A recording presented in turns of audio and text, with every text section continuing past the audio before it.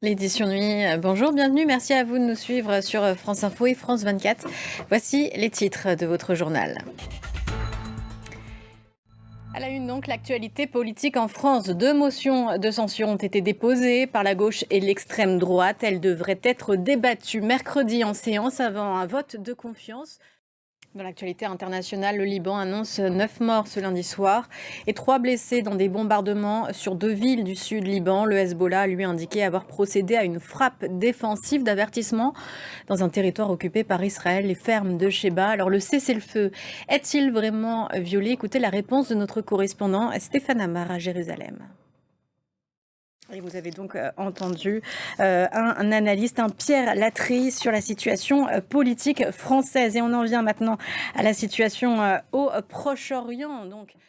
Et donc vous avez vu un sujet sur la situation en Syrie. On en vient à la situation au Liban. 9 morts donc ce lundi soir.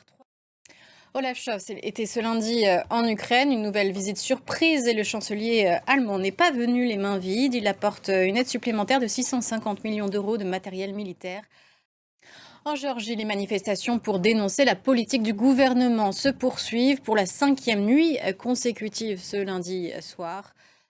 Et puis enfin, Paris doit célébrer ce week-end la réouverture de sa cathédrale phare Notre-Dame. 40 000 personnes sont attendues, des dizaines de chefs d'État. C'est un nouveau défi sécuritaire, quelques mois après les Jeux Olympiques, et se sont bien passés. Alors comment, cette fois, sécuriser un édifice religieux plongé au cœur de ce dispositif avec Claire Vérove. Prochain journal dans 15 minutes, à tout à l'heure.